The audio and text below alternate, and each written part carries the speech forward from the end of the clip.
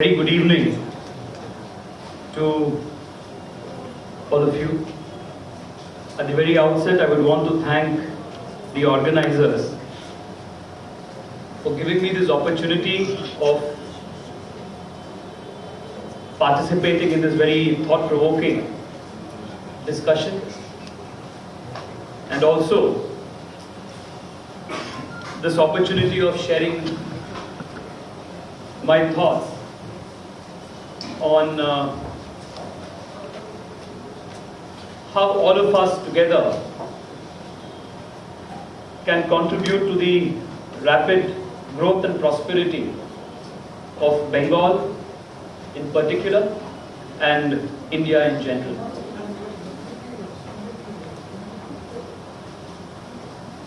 Friends, I come and I represent the constituency of Bengaluru South, and it gives me immense joy to say that my constituency has a large number of Bengalis in my constituency. In fact,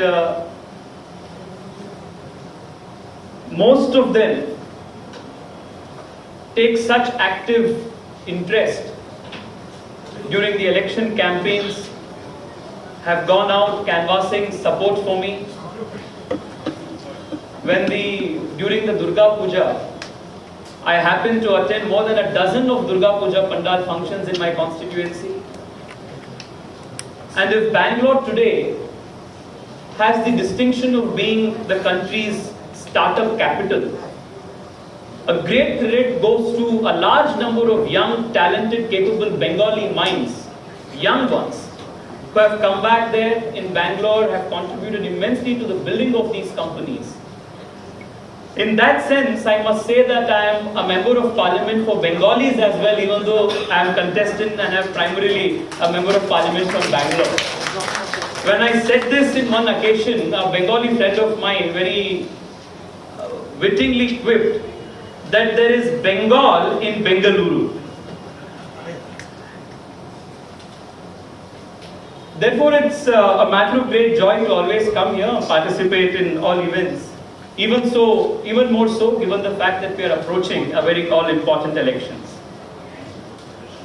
I had warned the organizers on the way here that when you call a politician to address a program, you cannot avoid him or ask him not to speak politics. Pingol told me, I know him from my law practicing days. So he told me, you are a lawyer first. I told Pingol, now I am a politician.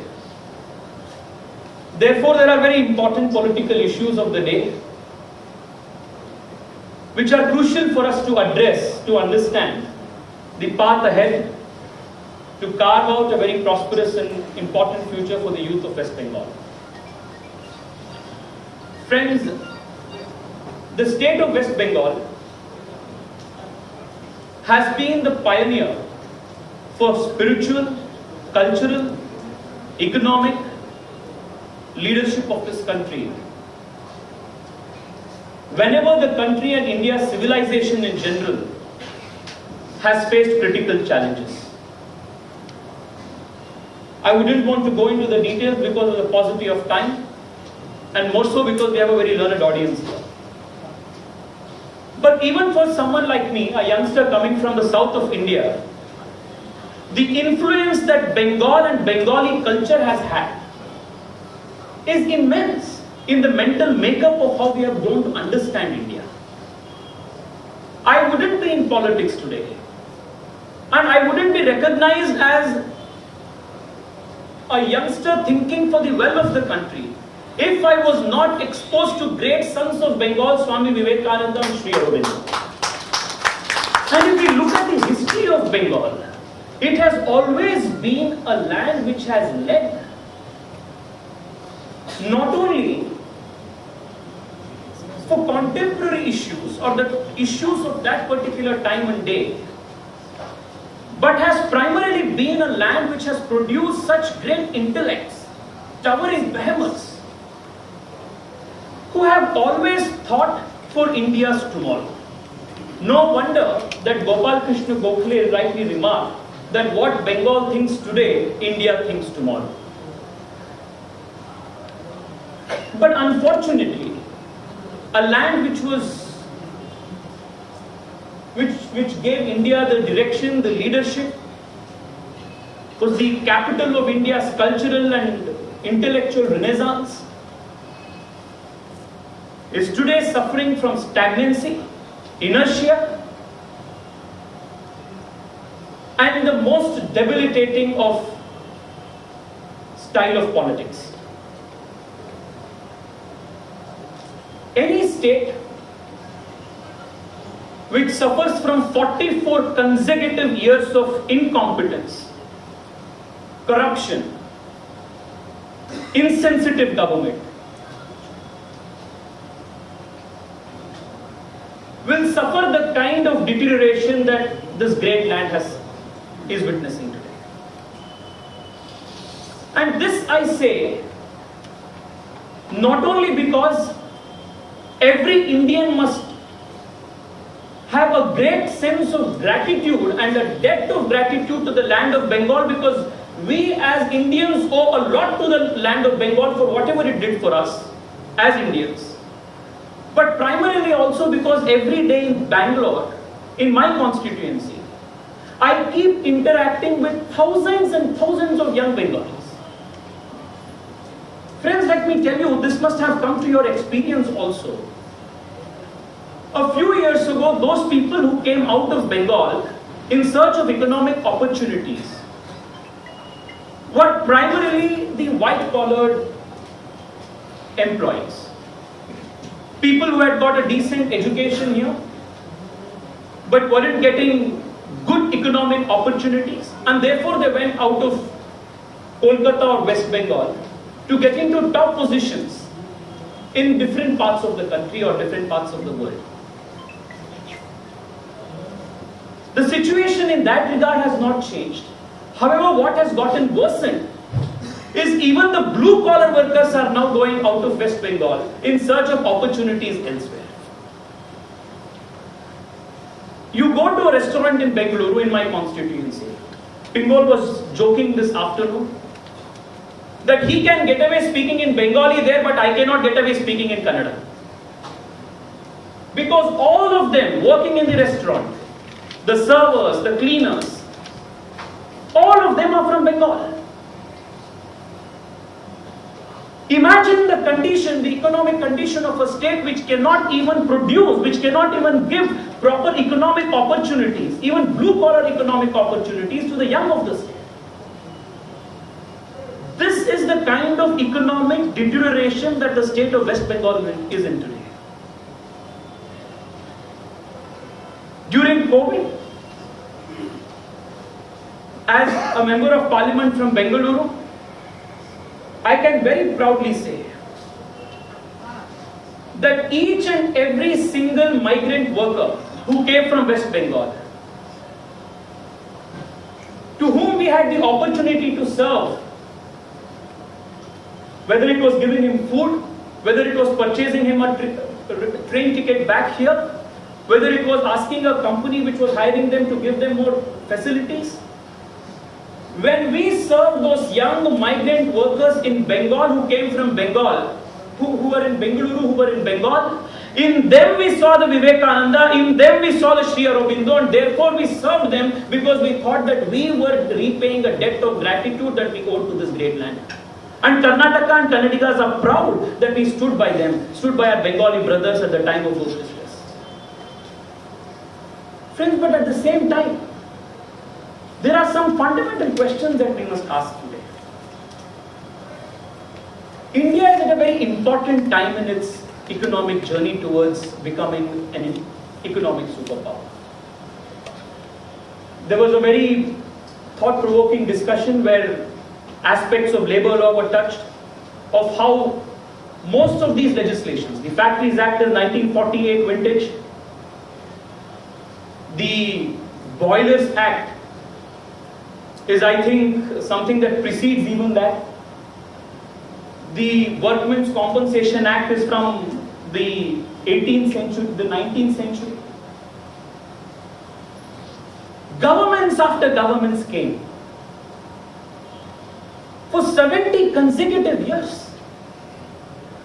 But none of these governments even remotely attempted at a wholesale reform of these legislations. While India kept moving forward, while the economy kept moving forward, the administration remained stagnant. So whatever growth happened in India has happened despite the government and not because of the government. It has happened because a few business houses, a young, capable Indian thinkers, entrepreneurs, they staked it all to contribute to this country. But this has now changed. If you look at just this budget, which will be remembered as one of the most historic budgets in India, we have made the most important and most vital investment in building India's infrastructure. Infrastructure for 21st century India. So the capital outlay that is highest in all of India's budgets is going to contribute to building of bigger ports, more airports, much cleaner, much bigger highways, metros, and this is going to create millions and millions of jobs for India's young people. I was just talking to Parthiv. He was speaking about the importance of India's healthcare infrastructure. And this budget understands that healthcare is not to be seen in silos. That healthcare is not something that you must do when somebody reaches a hospital for tertiary care. That cannot be the myopic approach for a country of a billion people. Therefore, this budget for the first time in India's independent history recognizes healthcare as a holistic vision where preventive, curative, everything comes together, and health and well-being are seen together as a very indispensable part of keeping India healthy. Whether it is giving clean water, whether it is ensuring clean toilets are built, whether ensuring clean air, whether ensuring it is a primary, tertiary health centers, secondary health centers, primary health schools. All of these infrastructure is built across the country. Labs across the country. This critical primary healthcare infrastructure is something that this budget stresses on. Friends, when the country will be making such galloping progress, Bengal cannot be left behind. And Bengal cannot be left behind because of the egomaniacal politics of one particular politician. That is something that all of us must be aware of. While farmers across the country get benefit, farmers in Kolkata, farmers in West Bengal are deprived of this benefit. While poor people across the country, the most deserving, get Ayushman Bharat benefit all across the country. People of West Bengal, the poor of West Bengal do not get this benefit because of the politics of one person.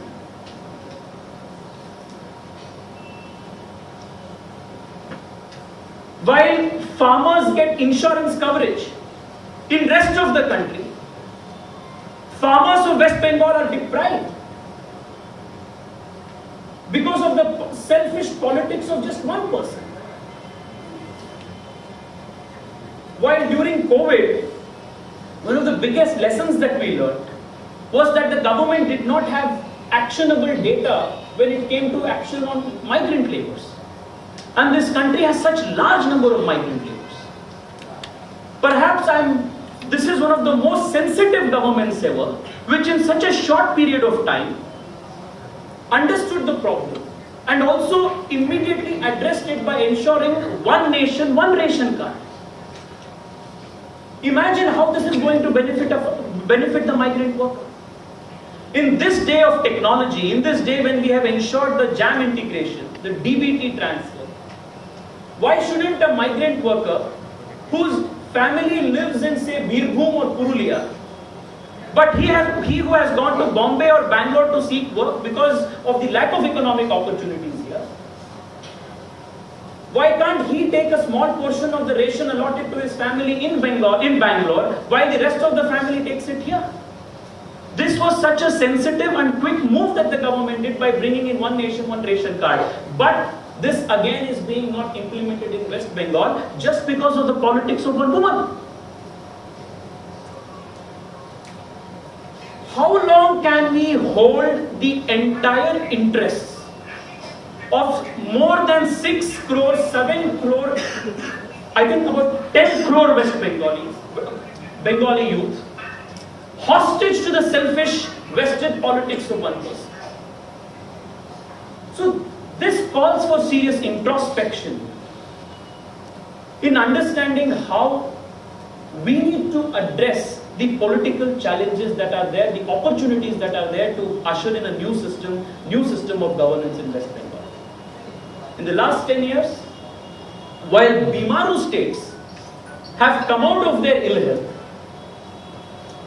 the Sonar Bangla of the golden days is now seeing deterioration. Just 2 or 3 important points to highlight. I wouldn't go into a lot of statistics and numbers. In the last 4 years, from 2016 to 2020, the unemployment rate in West Bengal has increased by a whopping 271%. Let me repeat this because it's very difficult to sink in. In just the last 4 years, the unemployment rate in the state of West Bengal has increased by a whopping 271%. Which is why you go to Bangalore, you go to Mumbai, you go to whichever, even tier 2 cities outside of the state, you find young Bengali youth who are otherwise so capable, leaving behind their old parents, thousands of kilometers away. Some even leaving to work just a few days after getting married, leaving their young wives at home, seeking work. A few days ago, a couple of months ago, I had the opportunity of traveling in Bihar. And I learned that in Bihar, there was a great poet called Bhikari Thakur, whose poetry primarily was around the problems, travails of a migrant labor.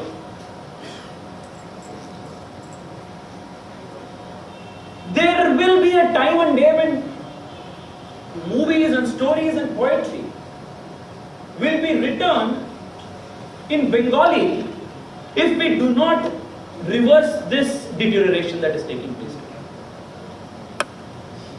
The average per capita income of the Bengali has remained stagnant in the last 1 decade, while it has almost doubled in the rest of the country.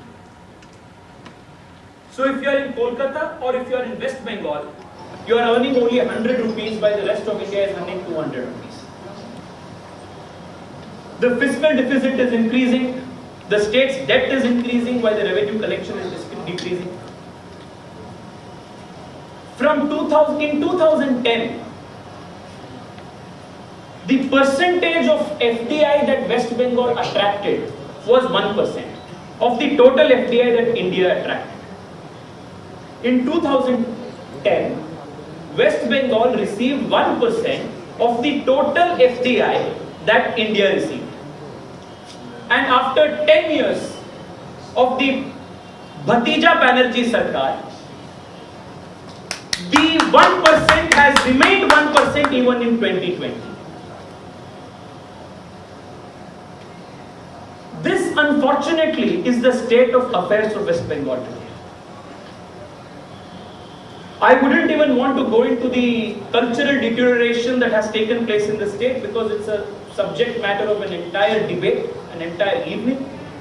But given the fact that primarily we are here to discuss economic issues, this I think mirrors these numbers, the pains, the tribulations of a young Bengalis, mirrors the reality of the stagnant economic state of affairs of West Bengal today. If this course correction is not done today, my dear friends, this is not only going to cast an irreversible decline in the fortunes and future of the 10 crore Bengalis, but also will have a very bad repercussion on the entire growth trajectory of the country. Therefore, this election is of such prime importance. Therefore, this election is of such critical importance for the future of this country. Which is why I thought today that we must all come together to understand and appreciate the challenges that we have and how this government at the center, led by the Honorable Prime Minister, has made the growth and development of West Bengal such a big priority. Which is why in this budget, whether it is the 2 east-west dedicated freight corridor or whether it is the East Coast freight corridor, both terminated Kharagpur, is something that is capable of triggering large number of economic activity in the East Coast. Whether it is the 8,000 crore plus allotted to urban infrastructure, specifically the East-West Kolkata Metro, whether it is the 1,000 crore that is specifically allotted to the welfare of the tea garden workers in West Bengal, whether it is the new electrification of train lines and additional train lines that are contemplated and proposed here,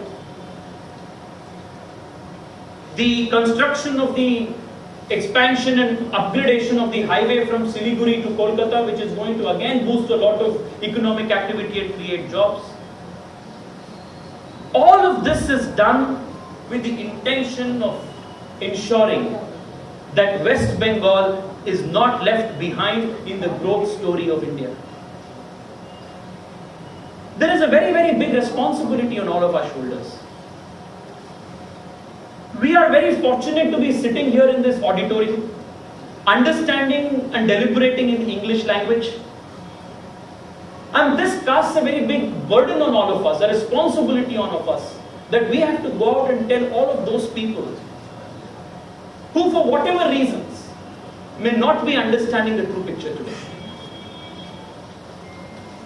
And in that regard, I request all of you to not only do your own duty of understanding these challenges, which are grave as they are, but also to ensure that other Bengalis who are not only here, but who are in top positions, leadership positions, in most influential corporations around the world, will echo and reverberate this need for change, a need for Asli Parivartan.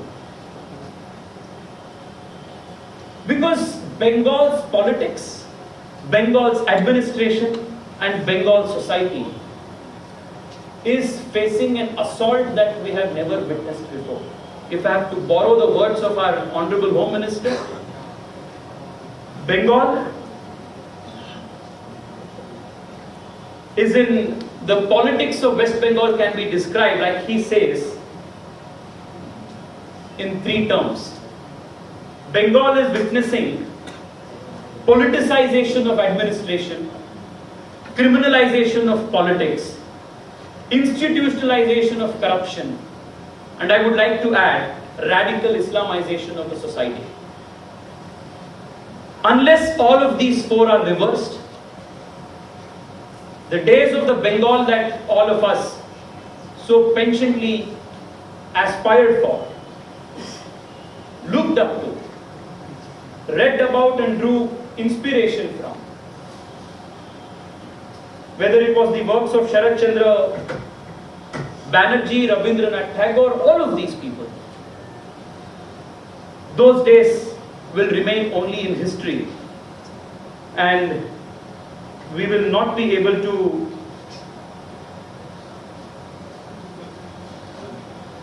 think of a bright future for the young Bengalis. Therefore, my dear friends, I would like to conclude by asking all of you to be aware of this responsibility and work together to rebuild and re-establish this great Sonar Bangla, the dream that the great Aurobindo, the great Swami Vivekananda had in their minds. Let's remember that even in the young Bengalis of today, the same blood that flew in the veins of the great Vivekananda flows even in the young Bengalis of today. That's the kind of strength all of us have, all of us wield. Let us keep that promise for this great land. Thank you so much for this very patient hearing.